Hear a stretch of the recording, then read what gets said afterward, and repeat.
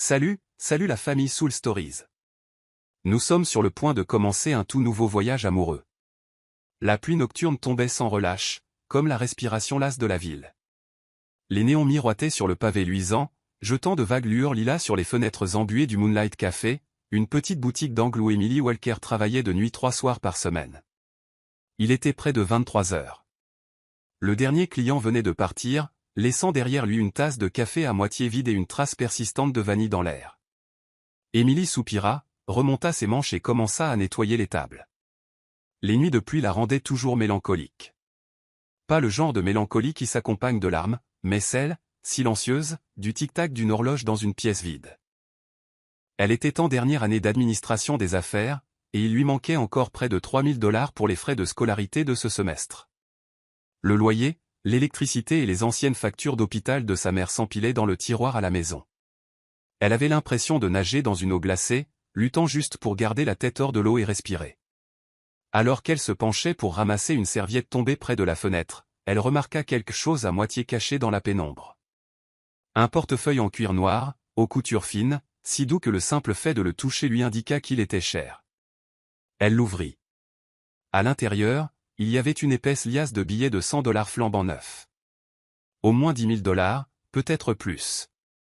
Juste à côté, une carte de visite argentée, gaufrée d'un logo élégant, Alexander Grant, président-directeur général, Grande Corporation. Emily se figea. Elle connaissait ce nom.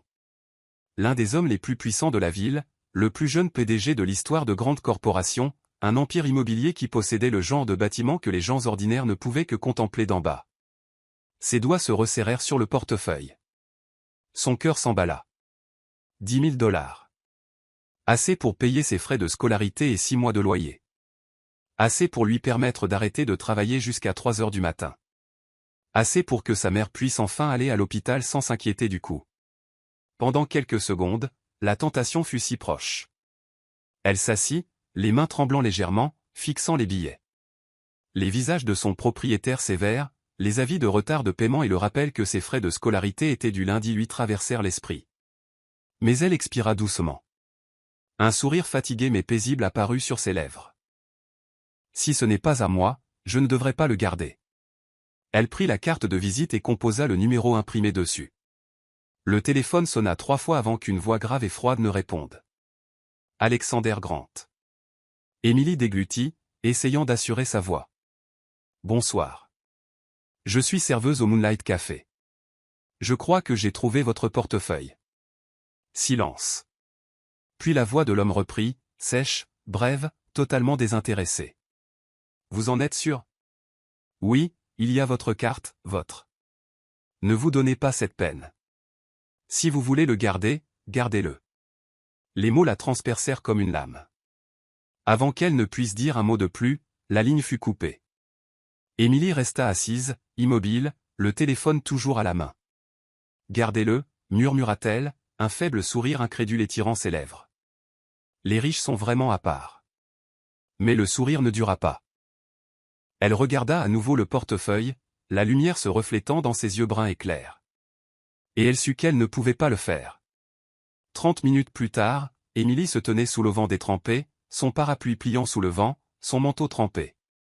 Elle avait décidé d'apporter le portefeuille directement à la grande corporation, le gratte-ciel dont les lumières ne semblaient jamais s'éteindre. Le gardien de sécurité la dévisagea avec une légère suspicion. Vous dites que vous avez trouvé le portefeuille de Monsieur Grant. Oui, je veux juste le lui rendre personnellement. Après un appel de confirmation, le gardien hocha la tête à contre-cœur. 42e étage. Mais il n'aime pas être dérangé. Vous feriez mieux d'être prête.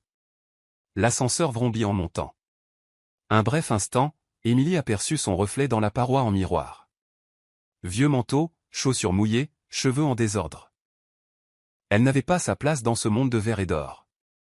Pourtant, à l'intérieur, son cœur était calme. Quand les portes s'ouvrirent, la vue lui coupa le souffle. Un vaste bureau baigné d'une chaude lumière dorée, des baies vitrées donnant sur la ville détrempée. Un homme lui tournait le dos, grand et droit, un verre de vin à la main. Laissez-le simplement sur le bureau, dit-il d'une voix égale, sans se retourner. Emily s'avança et posa délicatement le portefeuille sur la table en verre. Sa voix était douce mais ferme. Je voulais juste m'assurer qu'il vous parviendrait en toute sécurité. Cette fois, il se retourna. Le visage qui lui fit face était saisissant. Des traits acérés, une force tranquille et des yeux de la couleur de l'acier poli. Il la regarda longuement, comme s'il cherchait quelque chose derrière son expression calme. « Votre nom ?» « Emily Walker. » Il ouvrit le portefeuille, y jeta un coup d'œil et hocha légèrement la tête. « Il ne manque rien. »« Évidemment, » répondit-elle en souriant faiblement. Il leva les yeux, croisant son regard pour la première fois.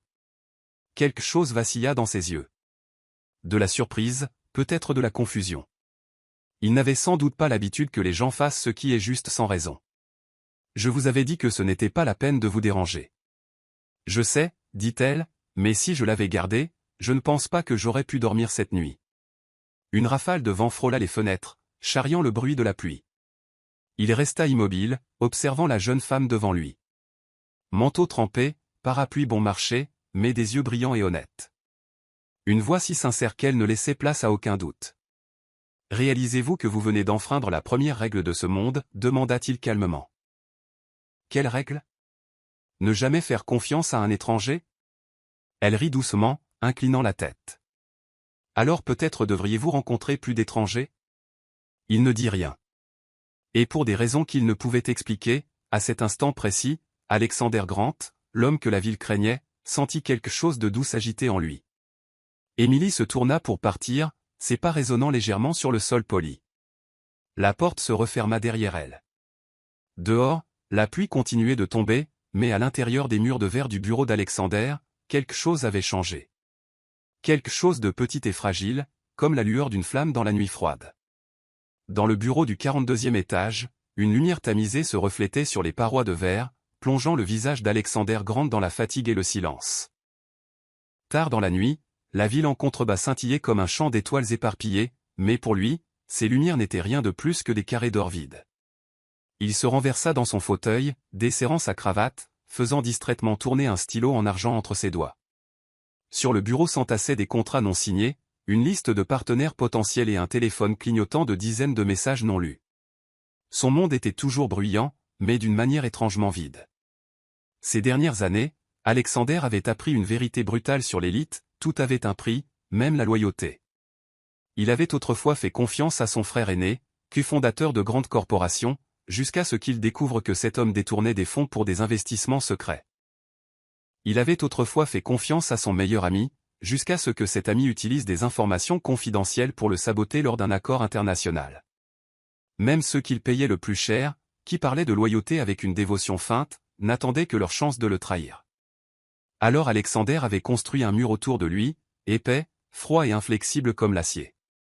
Un jour, lors d'une réunion de signature, il s'était tourné vers son assistant et avait marmonné, presque pour lui-même, « Vous savez, je ne pense plus pouvoir faire confiance à qui que ce soit. » L'assistant avait gloussé, mi-sérieux, mi-plaisantin. « Peut-être devriez-vous tester cela. Laissez votre portefeuille quelque part, voyez qui vous rappelle. » L'idée n'était d'abord qu'une remarque en l'air, mais ce soir-là, il l'avait vraiment fait. Il avait laissé son portefeuille sur la chaise d'un petit café, celui où il se rendait souvent seul à la fin de longues journées pour échapper aux salles de conseil et aux sourires artificiels. Il voulait voir s'il restait quelqu'un dans ce monde qui ne serait pas aveuglé par l'argent. Il ne s'attendait pas à ce que cette minuscule expérience devienne un tournant dans sa vie. Le téléphone avait sonné le soir même. Une douce voix féminine était parvenue, nerveuse, légèrement tremblante, mais claire. « Bonsoir. Je suis serveuse au Moonlight Café. Je crois que j'ai trouvé votre portefeuille. » Alexander se souvenait vivement de ce moment. La première chose qu'il avait ressentie fut la suspicion. Les chiffres lui étaient instantanément venus à l'esprit, 10 000 $ en espèces, 5 cartes de crédit et une carte de visite avec son nom. Ne vous donnez pas cette peine. Si vous voulez le garder, gardez-le, avait-il dit platement, par pur instinct, parce qu'il n'y croyait pas. Il ne croyait pas que quiconque puisse toucher à son argent et avoir encore les mains propres. Mais cette fille avait fait ce que personne d'autre n'aurait fait. Elle était venue jusqu'à son siège social sous une pluie battante, trempée jusqu'aux os, juste pour rendre quelque chose qui ne lui appartenait pas. Sans supplication, sans faux-semblant, sans arrière-pensée. Simplement parce que c'était la bonne chose à faire. Depuis cette nuit, Alexander n'avait pu oublier ses yeux. Clairs, honnêtes, totalement différents de tous les regards qu'il avait connus. Une fille pauvre travaillant de nuit, avec des mains calleuses et une voix douce qui effleurait ses pensées comme le vent. Et d'une manière ou d'une autre, elle l'avait plus déstabilisé que n'importe quel accord qu'il ait jamais conclu. 3 jours plus tard, Alexander se rendit au Moonlight Café. Il portait des lunettes noires, un manteau anthracite, et choisit un siège dans un coin près de la fenêtre, là où l'ombre s'accumulait. Elle était là. Ses cheveux étaient attachés, sa chemise blanche légèrement usée, avec une vague tache de café sur la manche. Elle essuyait les tables avec une aisance professionnelle. Chaque fois qu'un client entrait, elle offrait un petit sourire sincère. Pas répété, pas poli. Juste sincère. Il commanda à voix basse, espérant qu'elle ne le reconnaîtrait pas, un expresso, sans sucre, avec un supplément d'eau chaude. Tout de suite, monsieur. Elle sourit à nouveau avant de se détourner. Alexander la regarda s'éloigner et, pour des raisons qu'il ne pouvait expliquer, son cœur rata un battement. Il l'observa servir un client âgé, ramasser une serviette tombée, puis s'accroupir pour aider un petit garçon à récupérer sa pâtisserie. Elle déchira le morceau restant en deux et le lui tendit. La moitié pour toi, la moitié pour ta maman. Elle a été si patiente. La mère sourit avec gratitude, et Alexander, l'homme habitué aux négociations serrées et aux fêtes fastueuses, sentit sa gorge se serrer devant quelque chose d'aussi simple. Une femme essuyant des tables. Le rire d'un enfant. Et lui, un homme entouré de superflu, se sentit soudainement vide. Il resta jusqu'à la fermeture. Quand Émilie éteignit les lumières, il était toujours là. Elle jeta un coup d'œil, ne voyant qu'un homme silencieux dans le coin, regardant la pluie dehors. « Monsieur, nous allons bientôt fermer, dit-elle doucement. » Il leva les yeux et leurs regards se croisèrent. Son regard gris argenté accroché à son regard brun et chaud. Pendant un instant, aucun ne parla. Elle ne le reconnut pas, l'homme dont elle avait rendu le portefeuille quelques jours plus tôt. Et il ne se révéla pas. « Merci pour le café, dit-il calmement. Merci d'être passé. » Elle sourit, sa voix si douce qu'elle ressemblait à une mélodie. Lorsqu'il sortit, le vent nocturne charriait l'odeur du café et des pâtisseries. Debout sous l'auvent, regardant le fin crachin miroiter sous le lampadaire, Alexander se surprit à sourire. Il ne voyait plus cela comme un test. Car ce qu'il avait récupéré, ce n'était pas seulement son portefeuille. C'était quelque chose qu'il pensait avoir perdu à jamais, la foi en la bonté humaine. Cette nuit-là, de retour chez lui, il prit son téléphone et regarda la carte de visite qu'elle avait rendue avec le portefeuille. Au dos, écrit d'une écriture soignée et ronde, ces mots, rendus car il ne m'appartient pas. Bonne nuit, Emily Walker. Pour la première fois depuis des années, Alexander Grant dormit paisiblement. Une semaine passa, mais l'image de cette fille persistait dans l'esprit d'Alexander. Les yeux clairs, la voix calme et résolue, les mains tremblantes posant le portefeuille sur son bureau, comme si elle craignait de souiller son monde. Peu importait le nombre de réunions, de contrats ou de fêtes somptueuses qui remplissaient son emploi du temps, ce seul moment rejouait encore et encore. Une question ne cessait de résonner dans sa tête, comment quelqu'un avec si peu pouvait-il choisir l'honnêteté, quand ceux qui avaient tout choisissaient la tromperie? Cette nuit-là, il ne rentra pas directement chez lui. Au lieu de se diriger vers son penthouse sur l'Hudson, Alexander resta assis dans sa voiture sous le lampadaire, son expression indéchiffrable. Un faible air de jazz passait à la radio, mais il n'écoutait pas. Quelque chose en lui avait changé, quelque chose de petit mais de réel. Le lendemain matin, il donna un ordre discret à son assistant, Lucas. « Je veux tout savoir sur Emily Walker. Moonlight Café. Dès que possible. » Lucas cligna des yeux, surpris. « C'est la femme qui m'a rendu mon portefeuille. » Ce fut tout ce qu'il dit, et c'était suffisant. Ceux qui travaillaient depuis assez longtemps à la grande corporation savaient que lorsqu'Alexander Grant posait des questions sur quelqu'un, la seule réponse appropriée était le silence et la rapidité. 3 jours plus tard, le rapport reposait sagement sur son bureau. Organisé, détaillé, complet. Nom, Emily Walker, 22 ans. Statut, étudiante en dernière année à l'université Néophylte, spécialisation en administration des affaires. Revenu, serveuse à temps partiel, Moonlight Café, service de nuit. Frais de scolarité impayés, $2850. Dette de loyer, 4 mois de retard. Famille, mère, Martha Walker, santé fragile, légère insuffisance cardiaque, vivant en banlieue. Alexander arrêta sa lecture un instant. 10 000 $. Une somme si dérisoire pour lui qu'il ne l'avait même pas comptée. Cela aurait pu résoudre tous les problèmes de cette fille. Pourtant, elle avait choisi de le rendre, même après qu'il lui ait dit de le garder. Il se renversa en arrière, fixant le plafond. Le mur d'acier qu'il avait construit en lui, celui sculpté par des années d'amère déception, commença à se fissurer légèrement. Elle aurait pu tout prendre, mais n'a rien choisi. Dans son monde, ce genre de personne était plus rare qu'un miracle. Le lendemain matin, Alexander enfila un costume gris anthracite et entra au Moonlight Café en plein jour. Pas de déguisement, pas d'ombre. Juste un homme puissant. Mais cette fois, ses yeux ne cherchaient pas le profit. Ils cherchaient quelque chose de vrai. Emily essuyait une table près de la fenêtre. Quand elle leva les yeux, elle se figea. Monsieur Grant, balbutia-t-elle, croyant à peine ce qu'elle voyait. Le café s'anima de chuchotements. Qui ne reconnaîtrait pas ce nom? Alexander Grant, le jeune PDG dont le visage apparaissait dans les magazines d'affaires, dont l'expression ne s'adoucissait jamais. Il sourit faiblement. Vous pouvez m'appeler Alexander. Je vous dois des remerciements. Elle secoua vivement la tête. Non, vous ne me devez rien. J'ai juste fait ce que n'importe qui devrait faire. Il l'étudia un long moment, puis sourit à nouveau.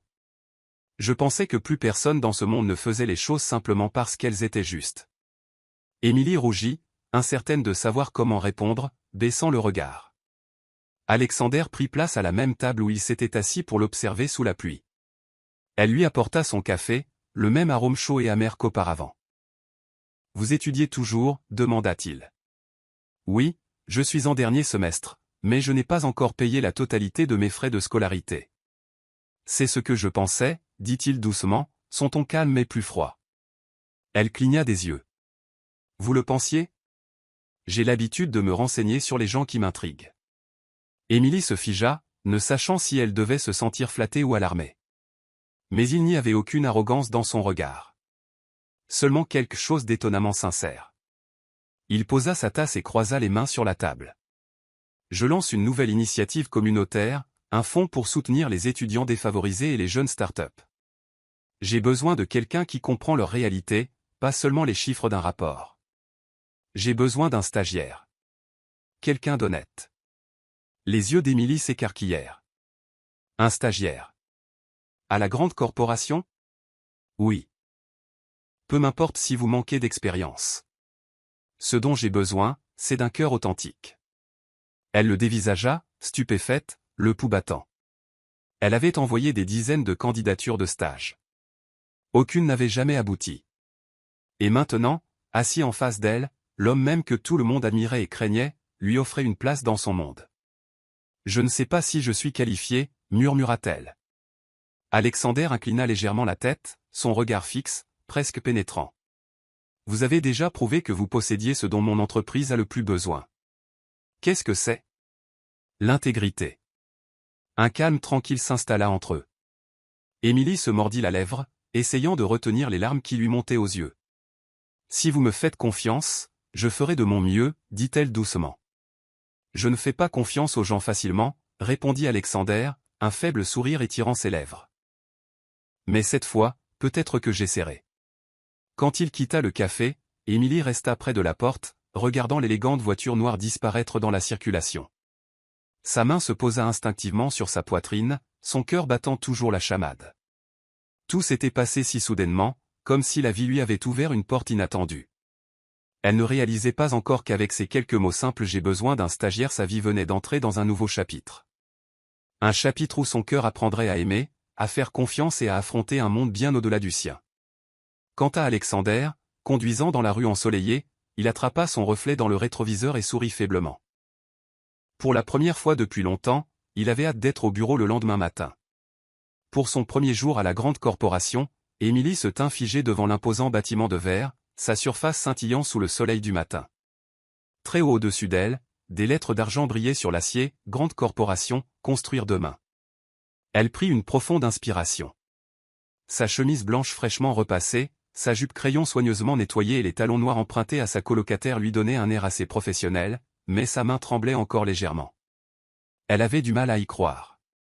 Une semaine auparavant, elle travaillait de nuit dans un café, et maintenant elle entrait dans l'une des entreprises les plus prestigieuses de la ville en tant que stagiaire personnelle du PDG Alexander Grant. Au moment où elle franchit les portes tournantes, le monde sembla basculer. Le hall d'entrée scintillait de lumière, l'odeur du bois de chêne et du café se mêlant dans l'air. Des hommes et des femmes en costumes impeccables se déplaçaient rapidement, leurs pas claquant dans un rythme précis, comme le battement de cœur d'une horloge vivante. Une grande femme aux cheveux blonds lisses dans un tailleur gris s'approcha d'elle, la voix brève et polie. « Vous devez être Emily Walker, n'est-ce pas? Je suis Melissa, l'assistante exécutive de Monsieur Grant. Je vais vous faire visiter aujourd'hui. » « Oui, enchantée de vous rencontrer, » dit Emily en s'inclinant légèrement. Son sourire poli teinté de nervosité. Melissa ne lui rendit pas son sourire. Elle se contenta de hocher la tête une fois et de se retourner. « Suivez-moi. » L'ascenseur monta si vite que les oreilles d'Emily se bouchèrent. Quand les portes s'ouvrirent, elle entra dans un autre monde, le 42e étage où seuls les cadres supérieurs travaillaient. Sol en marbre, parois de verre dépoli, bruit de pas feutrés. Même l'air semblait plus lourd ici, pressé sous le poids de la précision et du pouvoir. Au bout du couloir se dressait une porte en chêne noir gravée de lettres métalliques, Alexander Grant. « Monsieur Grant n'est pas encore là, » dit sèchement Melissa. « Vous pouvez travailler au bureau extérieur. Commencez par organiser ces dossiers pour moi. Soyez ponctuel, habillez-vous correctement et ne posez pas de questions inutiles. Personne ici n'a de temps pour les erreurs. » Sans attendre de réponse, elle s'éloigna, laissant Emily face à une tour de dossiers empilés à mi-hauteur du bureau. Prenant une profonde inspiration, Emily commença à les trier un par un, murmurant des dates et des noms sous son souffle pendant qu'elle travaillait. Personne ne lui parla. Quelques personnes passèrent, lui jetant des regards curieux, certains avec une indifférence polie, d'autres avec un jugement à peine voilé. « Ils pensent probablement que je n'ai pas ma place ici, » pensa-t-elle, puis elle sourit doucement pour elle-même et continua à travailler. À l'heure du déjeuner, elle se glissa discrètement dans la cafétéria des employés. Elle acheta le sandwich le moins cher du menu et s'assit près de la fenêtre, loin des autres. De l'autre côté de la salle, un groupe d'employés de bureau riait autour d'un café. « J'ai entendu dire qu'elle était serveuse avant. » « Sérieusement? Et maintenant elle travaille pour Monsieur Grant? Je me demande ce qu'il lui trouve, » murmura l'un d'eux avec un sourire narquois. Emily entendit chaque mot mais fit semblant de rien. Elle serra juste plus fort son verre d'eau et se murmura, « Reste concentré. Tu es venu ici pour apprendre, pas pour être aimé. » Cet après-midi-là, en passant devant le service technique, elle remarqua un agent d'entretien âgé qui luttait pour ramasser une pile de documents tombés au sol. Les gens passaient sans même un regard. Emily s'accroupit immédiatement à côté de lui. « Laissez-moi vous aider avec ça. »« Merci, ma petite, mais c'est l'aile de la direction. »« Vous ne devriez pas, ce n'est rien, » dit-elle en souriant. Elle rassembla les papiers avec soin, les empilant soigneusement dans l'ordre avant de les lui rendre. Les yeux fatigués de l'homme s'adoucirent de gratitude. Ce qu'elle ne savait pas, c'est qu'à travers la paroi de verre de son bureau, Alexander Grant l'avait observé. Il venait de sortir d'une réunion quand il l'avait vu, les cheveux relevés, les manches retroussées, la chemise légèrement froissée, et dans quelqu'un que personne d'autre n'avait même remarqué. Sa gentillesse tranquille, son sourire sans calcul. C'était quelque chose de totalement étranger dans ce bâtiment de miroirs. Pour des raisons qu'il ne pouvait expliquer, sa poitrine se réchauffa plus qu'elle ne l'avait été depuis longtemps. « Melissa, » dit-il doucement, la regardant toujours. « C'est la nouvelle stagiaire, n'est-ce pas? »« Oui, monsieur. Emily Walker. » Il hocha lentement la tête. Et continua à regarder. Le 3e jour, on demanda à Emily de livrer un ensemble de documents au bureau du PDG. Elle frappa doucement, et une voix calme répondit « Entrez ». En entrant, elle sentit instantanément l'atmosphère changer. La pièce était sereine, le seul son étant le grattement d'un stylo sur du papier. Alexander était assis derrière son bureau, chemise blanche impeccable, manches légèrement retroussées, la lumière des hautes fenêtres se reflétant sur la montre en argent à son poignet. « Posez-le ici. »« Merci, » dit-il sans lever les yeux. Elle posa le dossier avec précaution sur le bureau, mais alors qu'elle se tournait pour partir, son coude heurta une tasse de café, envoyant du liquide sombre se répandre sur plusieurs pages. Son souffle se coupa. Son cœur s'arrêta. Oh, mon Dieu, je suis tellement désolé. Je ne le voulais pas. Je vais nettoyer ça tout de suite, balbutia-t-elle, cherchant des mouchoirs, les mains tremblantes. Alexander leva les yeux, ses yeux gris et froids rencontrant les siens. Pendant une seconde, elle se prépara à l'explosion. La colère, les mots froids, l'humiliation. Mais cela ne vint jamais. Il vit une fille paniquant vraiment. Pas feignant, pas calculant. Juste effrayé d'avoir échoué. Il se leva, prit une autre serviette et la lui tendit. Sa voix était basse, égale. Ne le répétez pas, c'est tout. Je n'aime pas les erreurs. Je n'aime pas les faux-semblants. Émilie se figea, les yeux écarquillés. Il n'était pas en colère. Il ne l'avait pas réprimandé. Il n'y avait aucune trace du redoutable monsieur Grant dont tout le monde parlait.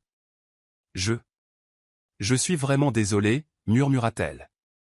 Ce n'est rien, dit-il doucement en se rasseyant. Faites-moi une nouvelle tasse de café à la place. Moins de sucre cette fois.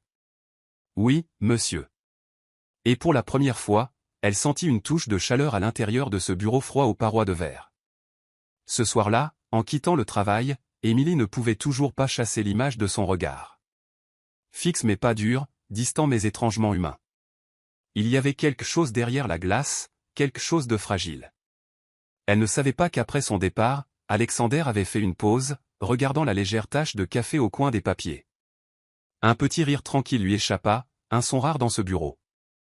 Elle vaut mieux que la moitié des gens ici, murmura-t-il en fermant le dossier. Ce week-end-là, quand Émilie rentra chez elle, sa mère lui demanda doucement, « Comment se passe le travail, ma chérie ? C'est dur de travailler pour quelqu'un comme ça ?» Émilie sourit en s'asseyant à côté de sa mère sous la chaude lueur de la petite lampe. « C'est dur, maman. Mais je pense que j'apprends quelque chose d'important. » Sa mère la regarda, curieuse. « Et qu'est-ce que c'est ?»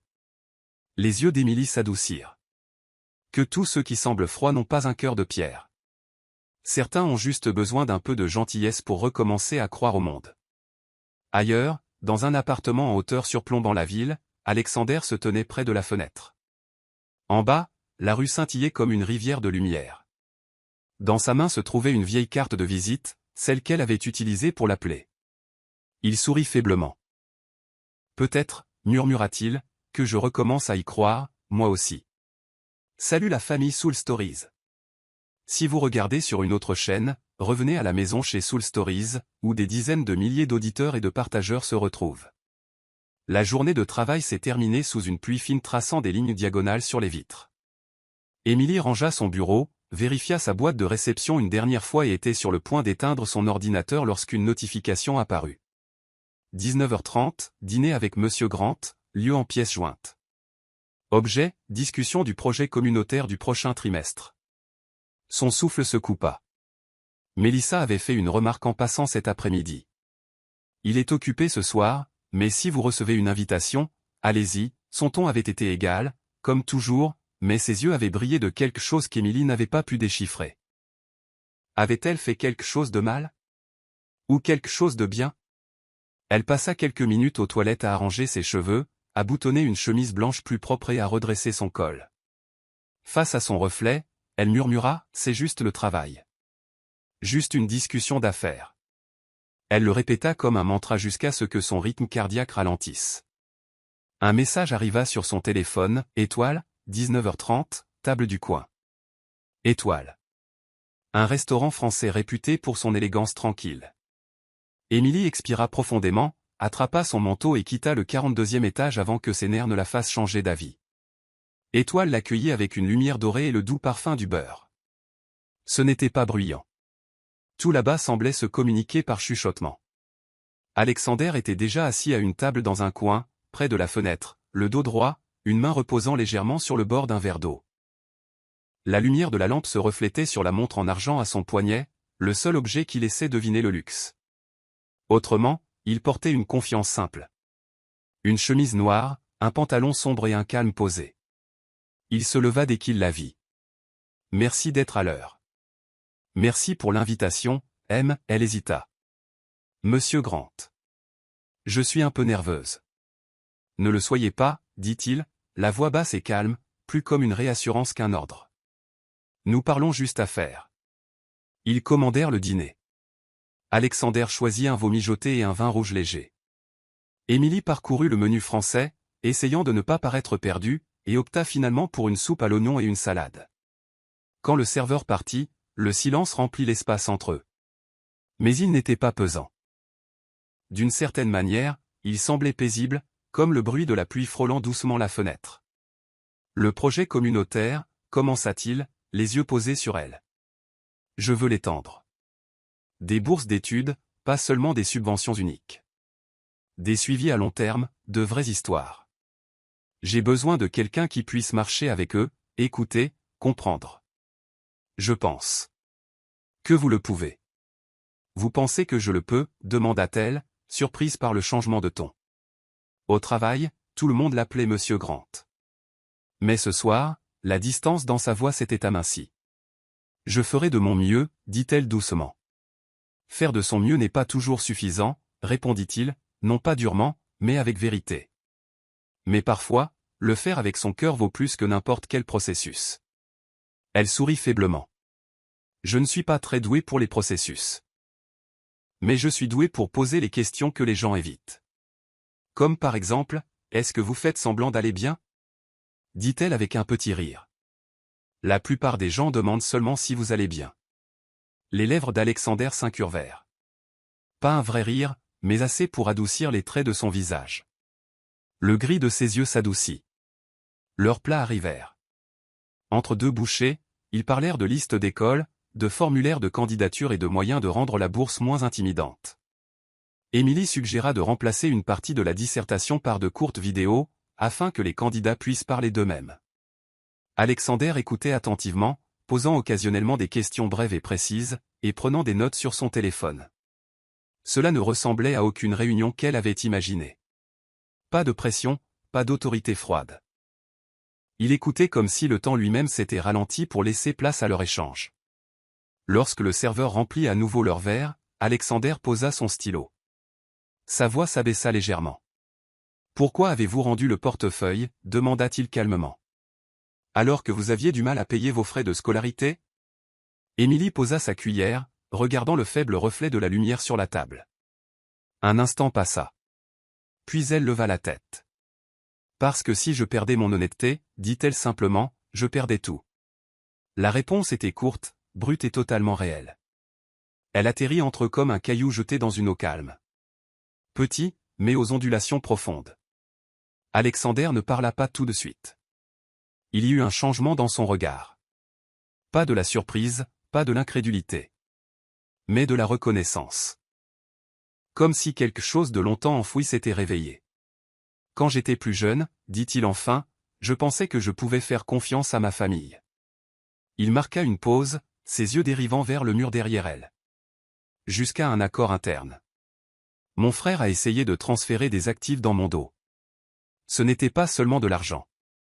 C'était lui disant, je me choisirai moi, pas toi. Même si nous portons le même nom. Émilie n'interrompit pas. Elle hocha seulement doucement la tête pour lui faire savoir qu'elle écoutait. Vraiment. Après ça, continua-t-il, j'ai commencé à tout mesurer par le risque. Chaque sourire était un calcul. Chaque compliment avait un prix. Chaque poignée de main venait avec des petites lignes. Et puis une serveuse idiote a apporté votre portefeuille au 42e étage, dit Émilie calmement, mi-taquine, mi-sérieuse, et a ruiné vos calculs. Il la regarda. Cette fois, son sourire vint plus facilement. Pas idiote. Juste différente. Regrettez-vous d'avoir laissé le portefeuille derrière vous, demanda-t-elle. Oui, dit-il après un temps. Parce que cela m'a rappelé ce que j'étais devenu. Qu'est-ce que c'est? L'homme qui teste le monde au lieu d'y vivre. Une brise glissa par la fenêtre entr'ouverte, apportant l'odeur de la pluie. Émilie appuya son menton sur sa main, l'étudiant comme si elle lisait une page digne d'être déchiffrée. Depuis combien de temps êtes-vous dans cette cage parfaite qui est la vôtre? Assez longtemps pour oublier comment l'ouvrir. Il traça le bord de son verre.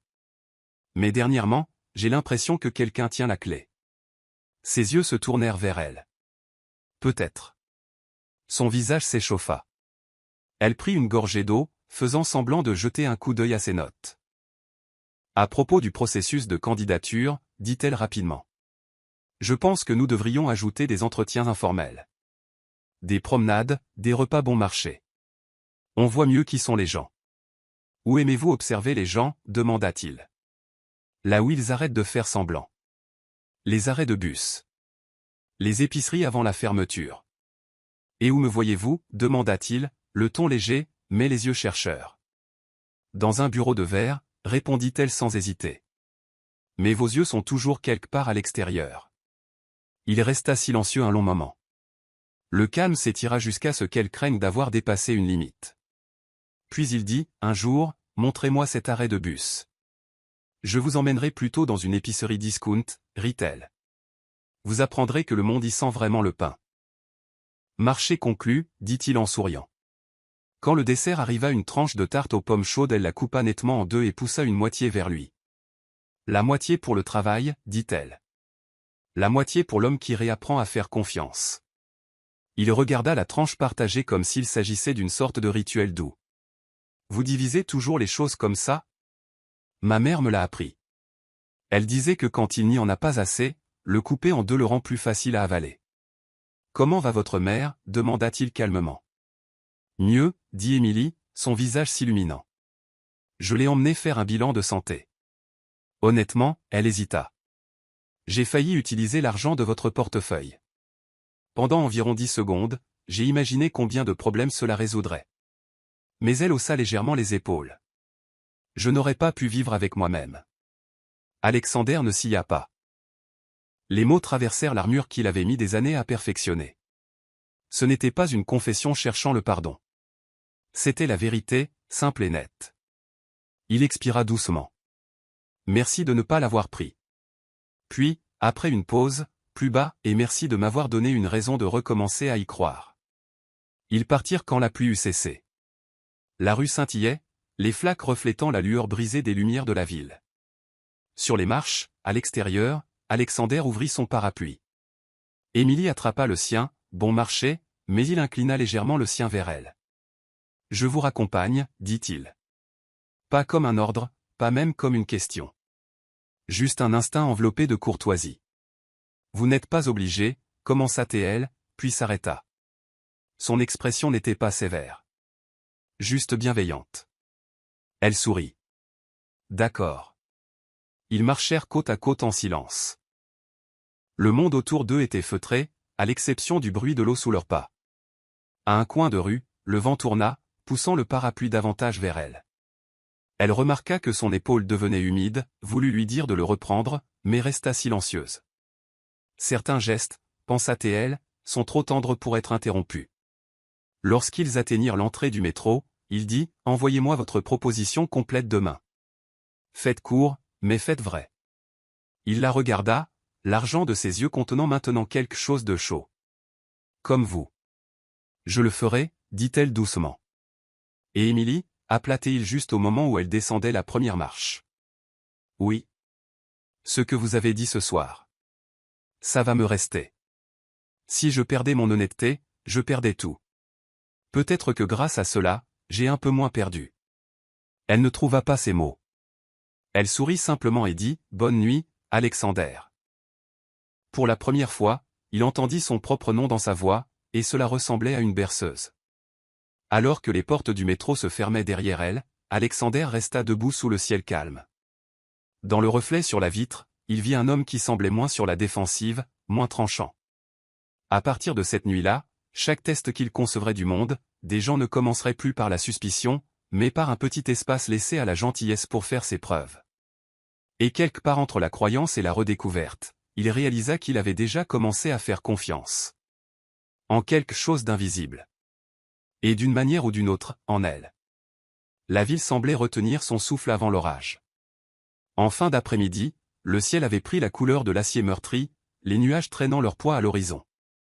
L'air était lourd de cette odeur métallique qui précède l'éclat du tonnerre. Au 42e étage, les lumières brillaient encore. La plupart des employés étaient déjà rentrés chez eux après l'alerte météo d'urgence, ne laissant derrière eux que quelques personnes pour terminer un travail urgent. Émilie était assise à son bureau, les yeux fixés sur l'écran lumineux tandis que le vent extérieur fouettait les fenêtres, faisant onduler les rideaux comme des vagues agitées. Encore là. La voix d'Alexander vint de derrière, basse, égale, avec une pointe de fatigue. Elle sursauta légèrement, se tournant pour le voir debout près de la fenêtre, les mains dans les poches, les yeux fixés sur le ciel agité. Le reflet de la lumière du bureau attrapait les lignes nettes de son visage, composé mais assombri par l'épuisement de quelqu'un qui n'avait pas connu la paix depuis des années. « Je voulais juste finir le rapport sur les bourses, dit-elle. Si le courant coupe demain, au moins ce sera fait. Vous n'avez quand même pas besoin de rester ici seul, interrompit-il, sans méchanceté. Juste un homme trop habitué à donner des ordres. Émilie sourit faiblement. Si vous êtes encore là, alors je ne suis pas exactement seul, n'est-ce pas? Il marqua une pause. Les mots, simples, lui firent lever les yeux vers elle à nouveau. Sa voix s'adoucit. Attention, Émilie. Les gens pourraient mal vous comprendre quand vous dites des choses comme ça. Vraiment? Elle inclina la tête, ses yeux brillants. J'étais juste honnête. Il expira doucement et se retourna vers la fenêtre. Dehors, le tonnerre gronda et un éclair déchira le ciel pendant une brève seconde aveuglante. Émilie tressaillit instinctivement, ses épaules se contractant. Alexander le remarqua. Il traversa la pièce et demanda, le ton bas, vous avez peur des orages? Juste un peu, admit-elle. Je suis comme ça depuis que je suis enfant. Ma mère disait que le tonnerre, c'était juste Dieu qui faisait le ménage. Elle essaya de rire, mais ses mains restèrent crispées sur le bord du bureau. Un autre éclair, un autre craquement de tonnerre, plus fort cette fois. Elle haleta et faillit se lever, serrant ses bras autour d'elle. Sans réfléchir, Alexander retira sa veste de costume et la posa doucement sur ses épaules. « Asseyez-vous, dit-il doucement. Ça va bientôt passer. » La chaleur s'infiltra dans sa peau à travers le tissu, portant sa légère odeur de cèdre et de café. Émilie baissa le regard, ses doigts agrippant le revers. « Merci. » Il hocha la tête une fois, s'asseyant en face d'elle, les coudes sur la table, les yeux toujours fixés sur l'orage au dehors. Le silence emplit l'espace, doux, rythmé, rompu seulement par le tambourinement régulier de la pluie sur la vitre. C'était le genre de silence qui n'avait pas besoin d'être comblé. Au bout d'un moment, elle dit calmement, « Je pense que vous aussi, vous avez peur des orages. » Il tourna la tête. « Moi. Oui. Pas du tonnerre. Le genre d'orage qu'on ne peut pas contrôler. Quand quelqu'un peut vous blesser et que vous ne pouvez pas l'arrêter. » Il la regarda longuement, le silence entre s'approfondissant jusqu'à ce qu'il semble que la pluie ait cessé. Ces mots avaient atterri quelque part trop près de la vérité. Peut-être, dit-il finalement, la voix plus rauque maintenant. J'ai passé ma vie à essayer de tout contrôler. Mais vous avez raison. Parfois, il suffit d'un coup de foudre pour réduire tous les plans en cendres. Émilie sourit doucement, ses yeux reflétant le faible scintillement de l'orage. Mais après un orage, les arbres poussent encore. Le sol redevient vert. Vous ne croyez pas en ça? Il l'étudia. Et vous? Je ne peux pas me permettre de ne pas y croire. Son ton était calme, mais ferme. Il laissa échapper un souffle tranquille qui se transforma presque en rire. Pour une fois, ce n'était ni froid ni mesuré. C'était sans défense. Vous avez un talent étrange pour donner aux gens l'envie de vous protéger. Moi. Elle cligna des yeux, surprise. Oui. Sa voix s'abaissa, non pas en commandement, mais en chaleur. Peut-être parce que vous ne savez pas que vous le faites. Pendant un moment, aucun ne parla. Dehors, le vent rugissait. Des éclairs zébraient les nuages. Et puis, comme épuisé, le monde commença à s'adoucir à nouveau. Le temps passa. Les lumières vacillèrent, puis s'éteignirent, ne laissant que la faible lueur dorée du générateur de secours. L'air devint immobile et intime, le genre de calme qui semblait presque onirique. « Nous pourrions être coincés ici jusqu'au matin, » dit Alexander après avoir vérifié son téléphone. Ils ont émis une restriction de mouvement. Donc. Je fais des heures supplémentaires avec le PDG ce soir, taquina doucement Émilie. Et pour la première fois, il dut sourire. Je ne pense pas que la plupart des gens oseraient appeler ça des heures supplémentaires quand leur patron est assis à côté d'eux. J'appelle juste les choses par leur nom. Vous m'avez dit un jour que l'honnêteté pouvait être dangereuse.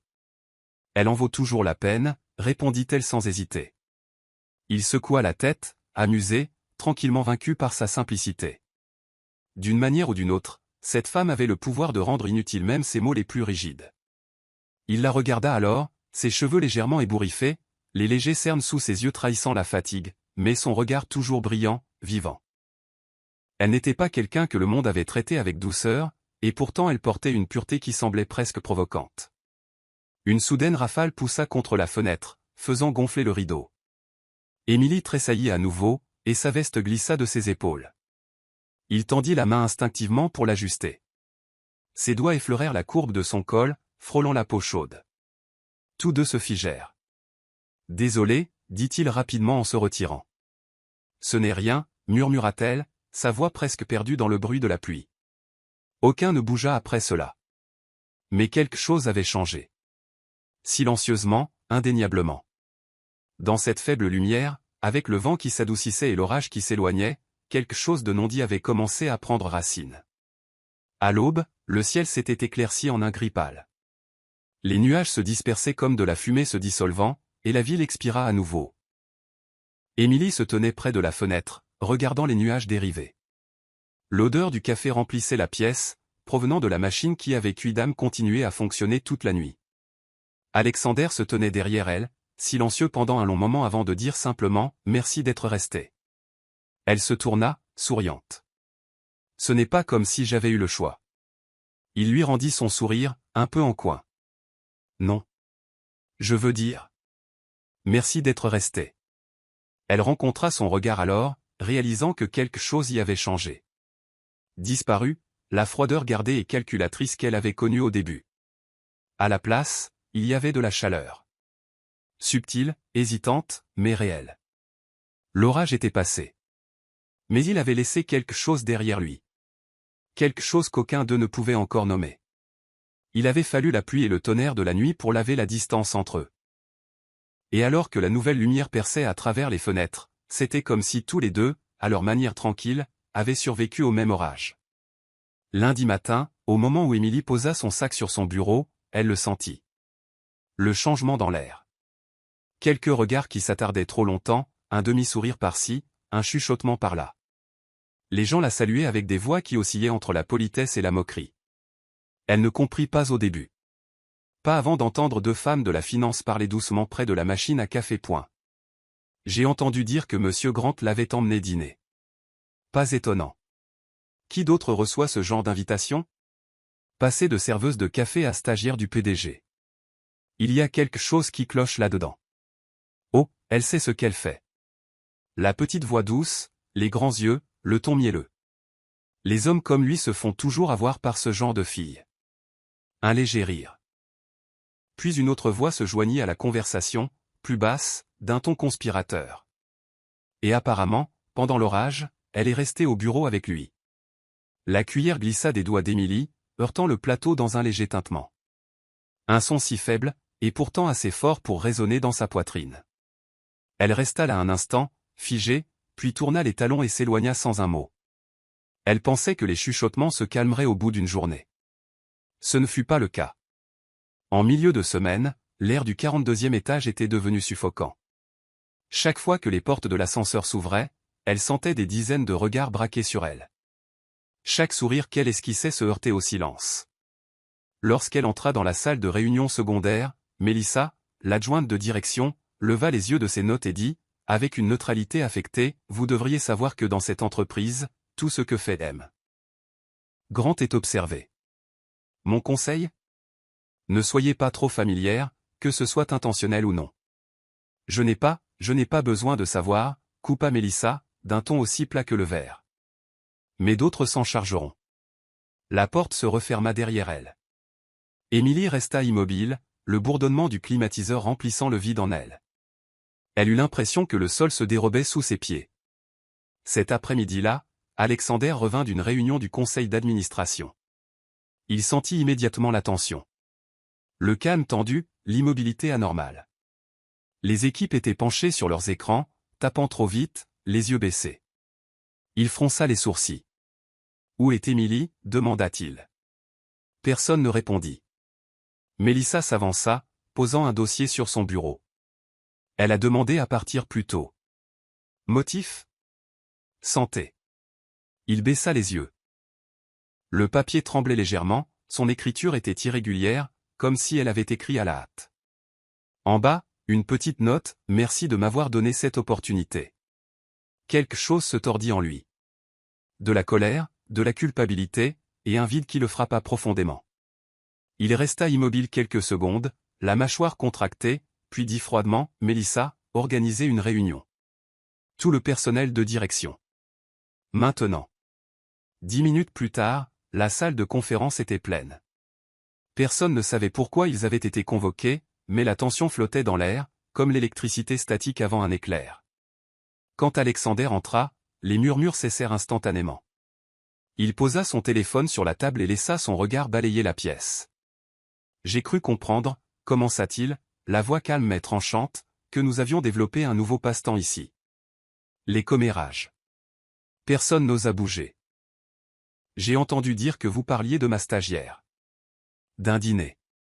D'un orage. » Son ton devint plus grave, chaque mot était délibéré.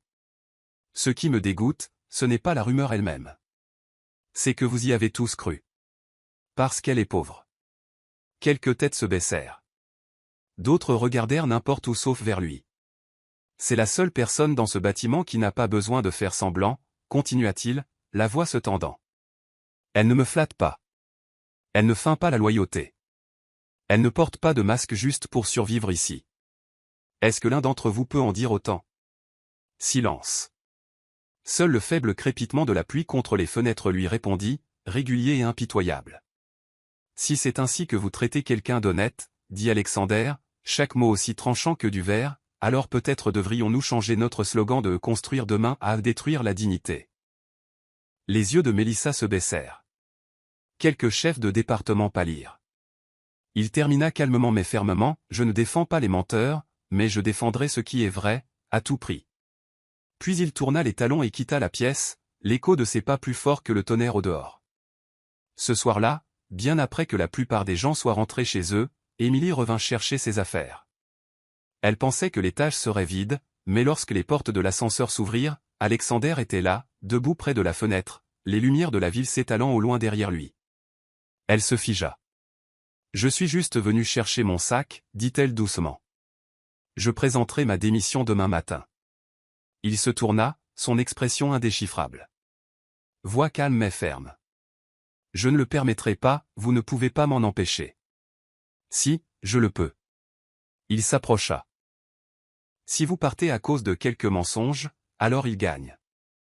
Et je ne permets pas cela dans mon entreprise. » Elle eut un petit rire tremblant. « Vous ne comprenez pas. Vous pouvez survivre au commérage. Pas moi. Je n'ai jamais été personne, Alexander. Je ne veux pas que les gens pensent que tout ce que j'ai accompli vient d'eux. » Elle hésita, les yeux brillants. « Vous. » Il la dévisagea, ses mots se formant lentement, prudemment. Finalement, il expira. « Alors je suis désolé de vous avoir mise dans cette position. » « Il n'y a rien à excuser, dit-elle, la voix brisée. Vous n'avez rien fait de mal. C'est juste que je ne suis pas assez forte pour affronter ces regards. J'ai peur de cesser de croire en ce en quoi je croyais. » Elle se tourna vers la porte, sa main tremblant sur la poignée. « Émilie. » Sa voix l'arrêta. « Je n'ai jamais fait confiance à personne, dit-il doucement. Pas avant de vous rencontrer. Si vous partez, je devrais retourner dans ce monde-là. S'il vous plaît, ne m'obligez pas à faire ça. » Son souffle se coupa. Des larmes glissèrent sur ses joues. « Vous ne pouvez pas dire ça juste pour me faire rester. Je ne le dis pas pour vous convaincre, dit-il en s'approchant, sa voix à peine plus forte qu'un murmure. Je le dis parce que c'est vrai. » Il se faisait face dans la pièce à moitié éclairée, tandis que la pluie ruisselait sur la vitre, brouillant l'horizon en une lumière douce et tremblante. Une seule goutte tomba sur sa main. Elle ne pouvait dire si c'était la pluie ou une larme. Elle essaya de sourire, hochant faiblement la tête. « Je vais y réfléchir. » Alexander ne bougea pas, se contentant de la regarder sortir. La porte se referma avec un son bien trop définitif. Il resta là un long moment, l'air lourd de l'odeur de la pluie. Pour la première fois depuis qu'il était devenu PDG, Alexander Grant ne se sentait supérieur à personne. Il se sentait juste petit, dans un monde qui avait enfin commencé à changer grâce à une femme qui avait osé rester honnête. Un mois après l'orage, le Grant Community Fund était enfin sur le point d'être lancé. Le 42e étage bourdonnait d'une énergie fébrile. Emily vivait pratiquement au bureau. Les journées à traiter les demandes de bourse, les nuits à réviser les rapports d'étudiants et les tableaux budgétaires. Elle ne se sentait pas fatiguée. Au contraire, chaque heure la remplissait d'une joie tranquille et rare. Son nom apparaissait désormais sur les notes internes sous le titre de coordinatrice de programme. Alexander s'arrêtait souvent à son bureau, non pas pour parler longtemps, mais pour laisser de petites notes manuscrites. Réduire le budget RP de 10%. Réaffecter aux bourses directes. Envoyez-moi la version finale ce soir. Et pensez à déjeuner. Ces 3 derniers mots suffisaient à eux seuls à la faire sourire tout l'après-midi. Entre eux, il n'y avait pas de définition. Plus le PDG et la stagiaire. Pas encore quelque chose de plus. Mais dans la façon dont son regard s'adoucissait quand elle riait, dans la retenue tranquille de sa voix, Emily osait parfois croire, juste peut-être, qu'il le ressentait aussi. Le jour de la conférence de presse fut fixé. Alexander avait fait appel à son ami le plus proche, Daniel Reed, le consultant financier de l'entreprise, pour finaliser les détails du parrainage. Daniel avait quelques années de plus, avec ce genre de charme et de perception aiguë que l'on acquiert quand on passe sa vie à lire les gens. Emily entra dans la salle de conférence avec une pile de rapports.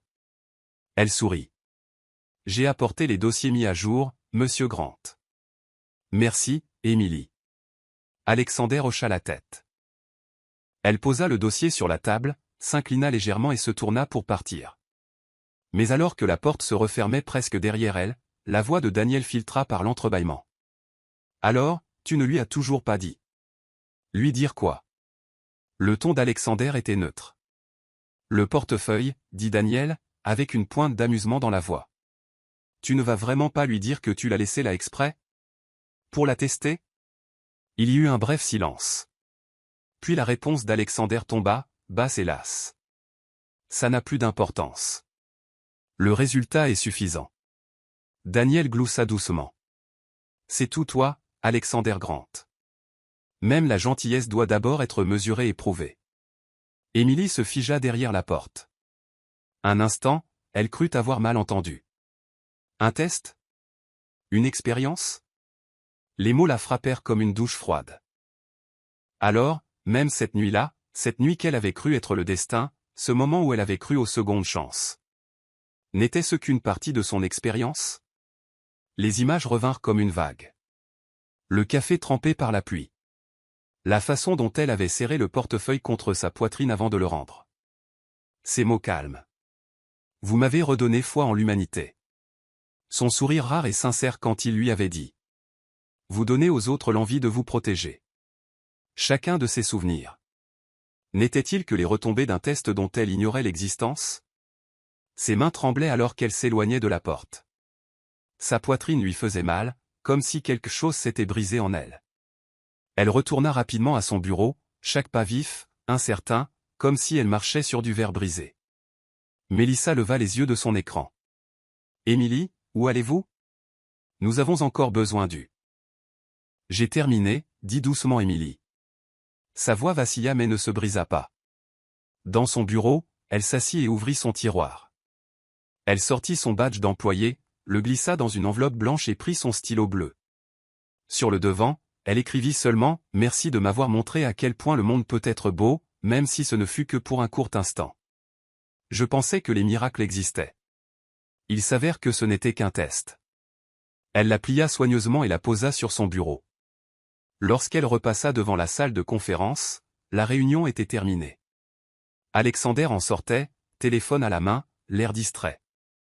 Il l'aperçut qui partait, les cheveux détachés, les épaules secouées de légers tremblements alors qu'elle s'éloignait dans le couloir. « Emily » appela-t-il. Elle ne se retourna pas. 1 heure plus tard, Alexander retourna à son bureau. L'enveloppe l'attendait, parfaitement centrée. Il l'ouvrit. La courte note à l'intérieur le frappa plus durement que n'importe quelle dispute n'aurait pu le faire. Je pensais que les miracles existaient. Il s'avère que ce n'était qu'un test. Il fixa les mots jusqu'à ce qu'ils se brouillent. Était-ce ainsi qu'elle le voyait maintenant? Que son silence, son erreur, avait réduit tout ce qui existait entre eux à une simple expérience? Il serra le papier dans son poing. Quelque chose de vif lui brûlait la poitrine. Quand donc chaque choix qu'il faisait finissait-il par blesser les personnes qu'il voulait protéger? Il se souvint du jour où il avait laissé le portefeuille. Il était si sûr que le monde avait perdu son honnêteté. Il voulait seulement se donner raison, confirmer son cynisme. Mais Émilie était arrivée, et elle lui avait prouvé le contraire. Elle avait été l'exception, la preuve que le bien existait encore. Et maintenant, à cause de sa propre arrogance, elle était partie. Il avait testé la vérité du monde et avait échoué à son propre test. Cette nuit-là, le 42e étage était silencieux. L'enveloppe blanche reposait, ouverte, à côté d'une petite carte en plastique, Emily Walker, stagiaire fonds communautaire. Alexander était assis seul dans la pénombre, les coudes sur le bureau, le visage enfoui dans ses mains. Dehors, la ville scintillait, aussi brillante que toujours. Mais ce soir, elle semblait insupportablement vide.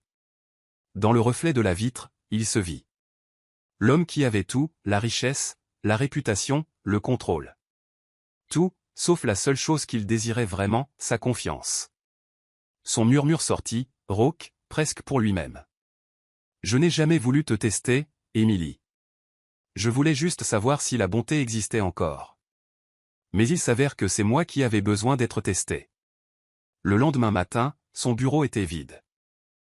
Sur sa table reposait un vieux carnet usé, ouvert sur une page à moitié écrite. Parfois, on n'a pas besoin d'être riche pour tout avoir. On a juste besoin de quelqu'un qui croit vraiment en vous. Alexander traça l'encre du bout des doigts, la gorge serrée. Dehors, la pluie se remit à tomber. Le même rythme silencieux que cette nuit où elle lui avait rendu son portefeuille. Mais cette fois, elle ne reviendrait pas. Et il savait que pour la retrouver, il devrait faire la seule chose qu'il n'avait jamais faite de sa vie, être complètement, douloureusement honnête. La ville brillait sous un rideau de pluie. De longues traînées de lumière s'étiraient sur l'asphalte mouillé, se pliant et se brisant dans les flaques comme des éclats de verre. Dans sa voiture, Alexander Grant roulait sans but sous l'averse.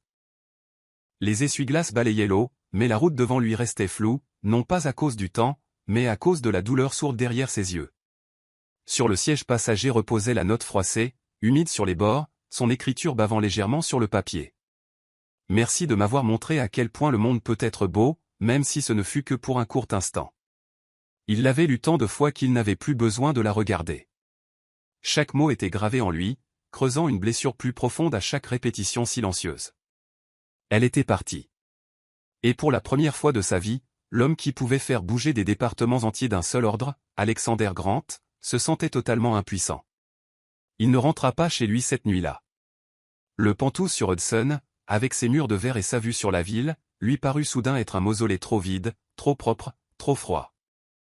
À la place, il roula dans des rues étroites bordées de vieux bâtiments en briques, où les lampadaires jaunes vacillaient dans la brume, où les gens se dépêchaient encore sous les parapluies et se serraient les uns contre les autres. Des vies ordinaires, du genre qu'il avait passé des années à ignorer, et qui semblaient maintenant douloureusement réelles. Il s'arrêta devant le Moonlight Café, là où tout avait commencé. À l'intérieur, le doux cliquetis de la vaisselle et le bourdonnement d'une vieille radio emplissaient la pièce. Une nouvelle serveuse travaillait derrière le comptoir. Pas Émilie. Excusez-moi, dit-il doucement, la voix rauque. La jeune fille qui travaillait ici le soir, Emily Walker. Est-elle toujours là? La serveuse secoua la tête. Non, monsieur. Elle a démissionné il y a quelques semaines. Je crois qu'elle a déménagé pour s'occuper de sa mère. Savez-vous où elle est allée? Pas vraiment.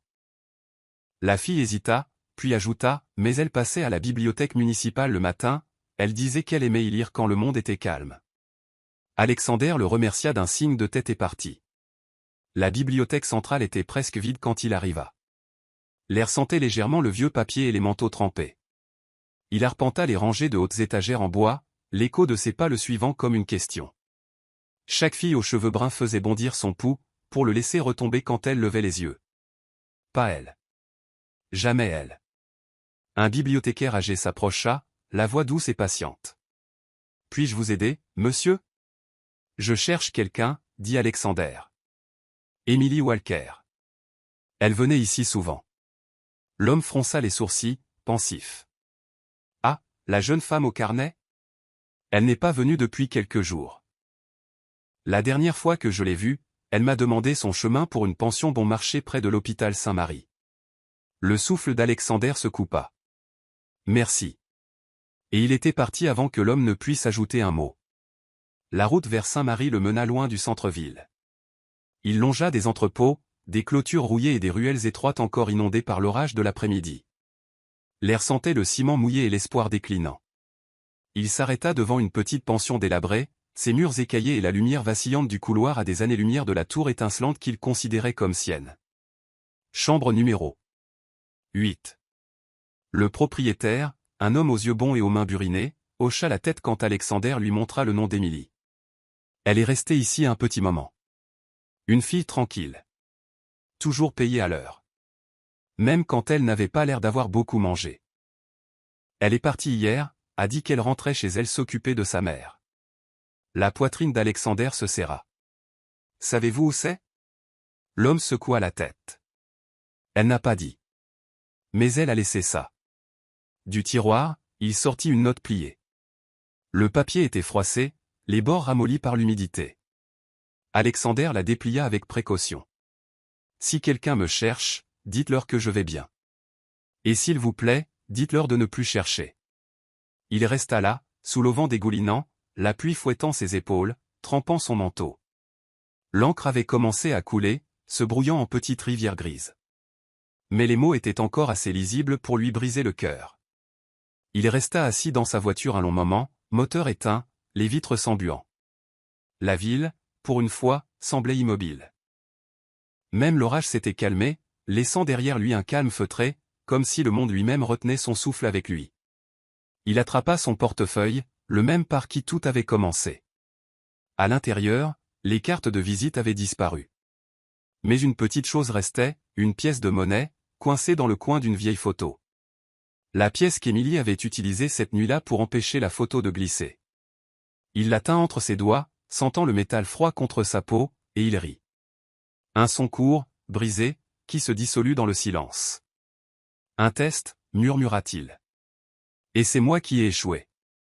Les mots sortirent de sa bouche en tremblant, comme une confession. Il se pencha en avant, posant son front contre le volant. Pendant des années, il avait cru que le pouvoir signifiait le contrôle. Sur les gens, sur le chaos, sur la vérité. Mais maintenant, assis seul dans le murmure silencieux de la pluie, il comprenait enfin ce que signifiait perdre quelque chose de réel. Pour la première fois, Alexander n'avait pas peur de l'échec ou du scandale. Il avait peur de ne jamais la retrouver. La seule personne qu'il avait regardée et avait vu un homme, pas un titre. La seule personne qui lui avait fait croire, ne serait-ce que l'espace d'un battement de cœur, que la gentillesse était encore possible. Et tandis que la nuit s'étirait, la pluie chuchotant contre la vitre, Alexander murmura dans le vide, pour la première fois, « Je veux juste que quelqu'un me croie. Non pas parce que je suis Alexander Grant, mais parce que je le pense. » Et la ville, vaste et scintillante, n'offrit aucune réponse. Seulement l'écho de son absence et le son de la pluie, marquant la route qu'il devrait prendre pour la retrouver.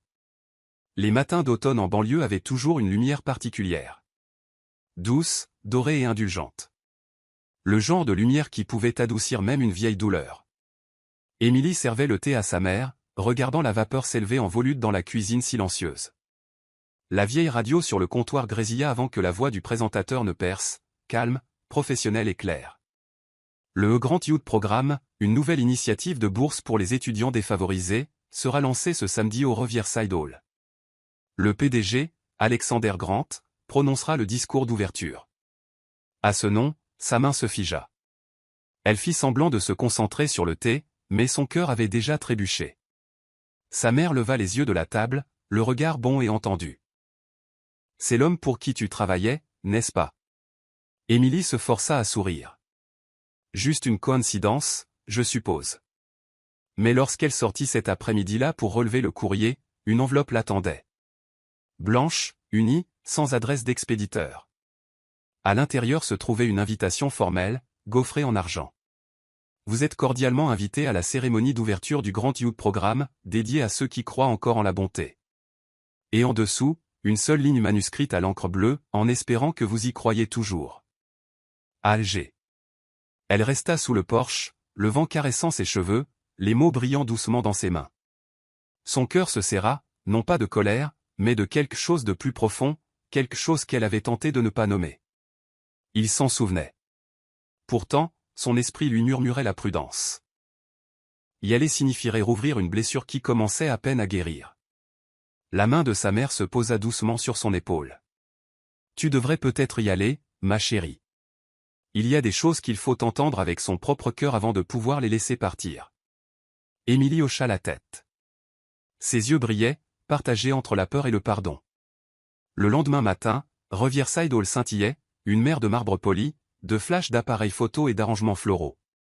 Le lancement du Grand Youth Programme était tout simplement grandiose. Le genre de perfection qui avait toujours entouré Alexander Grant. Émilie se glissa discrètement au dernier rang, gardant la tête basse, se fondant dans la foule. Sur scène, Alexander se tenait au pupitre. Il semblait le même, posé, impeccable. Pourtant, quelque chose en lui avait changé. Ses épaules n'avaient plus cet air rigide de contrôle. Ses yeux, autrefois vifs et distants, portaient une sorte de sincérité tranquille qui n'existait pas auparavant. « Mesdames et messieurs », commença-t-il, la voix stable, riche et calme. Nous pensons souvent que les grands projets naissent de la stratégie et de la vision. Mais pour moi, celui-ci est né d'une leçon. Quelques murmures s'élevèrent dans l'assemblée. Le souffle d'Émilie se coupa. Une leçon, continua-t-il, sur l'honnêteté. Et sur le fait que, parfois, la chose la plus précieuse en ce monde ne se trouve pas dans nos registres comptables, mais dans un simple acte de bonté. Comme de rapporter un portefeuille. Un léger frémissement parcourut la salle. Les appareils photo cliquetèrent faiblement. Les doigts d'Émilie se crispèrent sur son siège. Il y a quelques mois, dit Alexander en reprenant son souffle, j'ai rencontré une jeune femme qui n'avait rien d'autre que son intégrité et la conviction que le monde pouvait encore être bon. Elle m'a rappelé que la bonté existe, même quand on cesse de la chercher. Elle m'a réappris à y croire. Et là, son regard se leva, droit vers le dernier rang. Vers elle. Leurs yeux se rencontrèrent à travers la distance. Et à cet instant, le bruit de la salle s'évanouit. Ce programme, dit-il lentement, sa voix baissant comme s'il ne parlait qu'à elle, a été construit grâce à cette leçon, et grâce à la personne qui me l'a enseigné. Le silence qui suivit était presque sacré. Émilie resta figée, son cœur en pleine tempête. Puis Alexander fit quelque chose que personne n'attendait. Il posa le micro et quitta la scène. Toutes les têtes dans la salle se tournèrent alors qu'il marchait, calme, déterminé, dans l'allée centrale. Les chuchotements s'éteignirent, remplacés par un silence respectueux. Arrivé au dernier rang, il s'arrêta devant elle. Sous la douce lueur des projecteurs, il baissa les yeux, non pas comme un PDG s'adressant à une subordonnée, mais comme un homme face à la seule vérité qui comptait. Dans ses mains se trouvait un petit bouquet, des marguerites blanches mêlées de quelques brins de gypsophile. Simple, sans prétention, magnifique. Vous m'avez redonné la foi, un jour, dit-il doucement, sa voix tremblant juste assez pour être humaine. Et aujourd'hui, je voulais vous montrer. J'ai transformé cette foi en quelque chose de réel. Ses yeux s'embrouillèrent. Vous n'aviez pas à faire tout ça pour moi. Il secoua la tête, souriant faiblement. Pas pour vous. Pour moi. Parce que je ne veux plus jamais vivre caché derrière un autre test. Je veux juste croire. Honnêtement. Les marguerites tremblaient légèrement entre eux. Émilie se leva, ses mains s'avançant avec hésitation pour les prendre. Une larme glissa sur sa joue. Chaude, pure et brillante comme le soleil à travers une vitre. Puis les applaudissements commencèrent. Hésitant d'abord, puis s'élevant comme une vague. Et au milieu de tout cela, sous les lumières et la douce chute des pétales, se tenait un homme qui avait bâti son monde sur le doute, et la femme qui lui avait réappris à lui faire confiance. Après la cérémonie, une fois la foule dispersée, ils se retrouvèrent seuls sur les marches extérieures. Le soleil de fin de journée drapait tout d'or. L'air sentait légèrement les fleurs et la pluie. « Je ne pensais pas que vous me retrouveriez, » dit doucement Émilie. « Je ne vous ai pas retrouvé, » admit-il. « C'est vous qui m'avez trouvé, grâce à la foi que vous aviez laissée derrière vous. » Elle sourit, un sourire simple et sincère. Cette fois, elle s'est brisée pendant un temps. Alors laissez-moi la réparer, dit-il. Ils restèrent là, dans la douce quiétude. Une brise agita le bouquet dans ses mains, emportant quelques pétales. J'ai gardé le portefeuille, dit-il enfin, la voix douce. Il me rappelle ce que j'ai failli perdre, et ce que je ne tiendrai plus jamais pour acquis. Elle inclina la tête. Et quelle est la leçon? Il eut un petit rire, leçon léger pour la première fois depuis des mois. Ne jamais sous-estimer une fille qui peut bouleverser votre monde entier, juste en étant honnête. Émilie rit à travers ses larmes. Le son était comme une chanson. Clair, libre et incroyablement vivant. Quelque part à proximité, un photographe immortalisa l'instant. L'homme aux yeux gris, la femme aux marguerites, tous deux debout au soleil, se souriant. La photo serait plus tard accrochée dans le hall principal du Grand Youth Programme.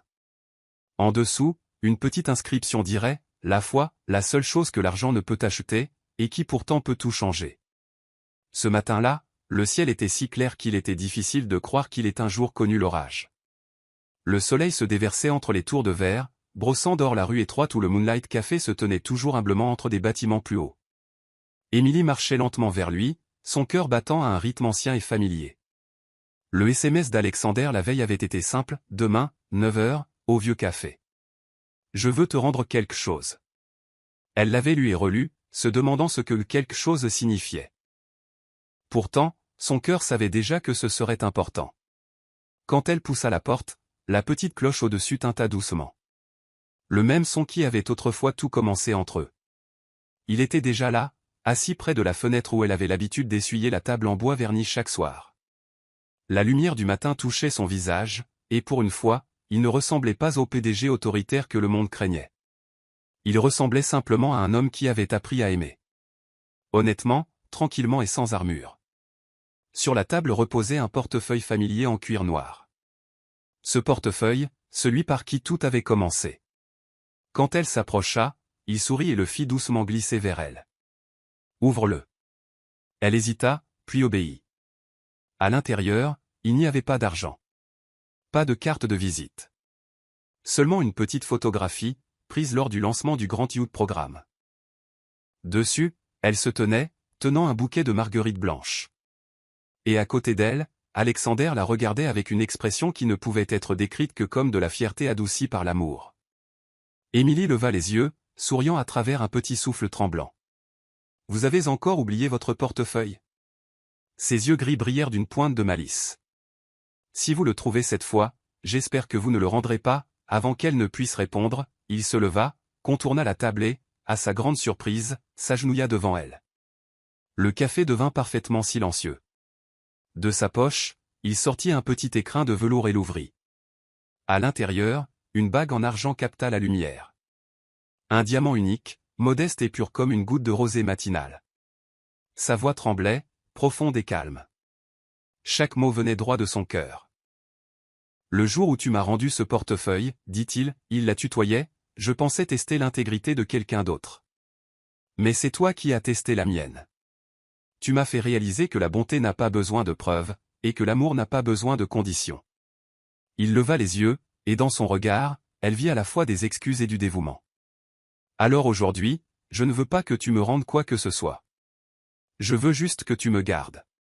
Si tu le veux bien. » Sa main vola à sa bouche. Des larmes se libérèrent, tombant sur ses doigts. « Tu es fou, » murmura-t-elle, riant à travers ses larmes. « Je n'ai pas besoin de ton portefeuille. Je n'ai pas besoin de ton argent. Je sais, dit-il doucement, lui souriant.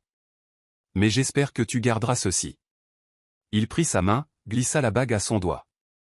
Elle s'ajusta parfaitement, comme si elle l'avait toujours attendu. Parce que... Souffla-t-elle, souriant à travers ses larmes, point j'ai déjà gardé l'homme à qui il appartenait. Des applaudissements résonnèrent depuis le coin. La serveuse plus âgée, celle qui avait travaillé aux côtés d'Émilie des années auparavant, se tenait près du comptoir, applaudissant lentement, les yeux brillants. « C'est la première demande en mariage qu'on ait jamais eue ici, » dit-elle avec un sourire ému. « Peut-être que ce café porte bonheur, » répondit Émilie, jetant un regard autour d'elle. Alexander lui serra doucement la main, et ils s'assirent ensemble à la vieille table. Dehors, le monde continuait sa course, mais à l'intérieur, le temps semblait s'être arrêté, suspendu dans la quiétude de quelque chose qui avait enfin trouvé sa juste place. Je pensais, dit-il calmement, que le monde n'existait qu'en chiffres et en contrats. Et puis tu es arrivé, et toutes mes théories se sont effondrées. Et moi je pensais que tu ne changerais jamais, le taquina TL en essuyant une larme. Je n'ai pas changé. Jusqu'à ce que je réalise ce que signifiait te perdre. Ils rirent doucement, leur sourire mêlé de larmes. Pendant un long moment, aucun d'eux ne parla. Ils n'en avaient pas besoin. Un mois plus tard, les journaux titraient « La grande corporation étend son programme national de bourse pour les jeunes défavorisés ». Sur la photo d'accompagnement, Alexander et Émilie se tenaient côte à côte. Elle n'était plus désignée comme stagiaire, mais comme directrice du programme, la femme qui avait aidé à en façonner les fondations. Lors de la conférence de presse, Alexander fit une brève allocution. Sa voix portait l'autorité tranquille d'un homme qui avait enfin appris l'humilité. Ce monde peut être impitoyable, dit-il, mais tant qu'une personne choisit l'honnêteté, il y a encore de l'espoir. Notre but est de transformer cet espoir en quelque chose de durable. Quand il eut terminé, il se tourna vers elle et lui prit la main. Elle sourit, radieuse sous les lumières. Le même sourire qui lui avait rappelé un jour que la bonté était le langage le plus vrai que les gens puissent partager. Cet après-midi-là, après que les flashs se soient tus et que les invités soient partis, ils sortirent sur le balcon qui surplombait la ville. La brise portait le parfum des fleurs du haut en contrebas. Émilie s'appuya sur la rambarde, regardant l'horizon. « C'est drôle, murmura-t-elle.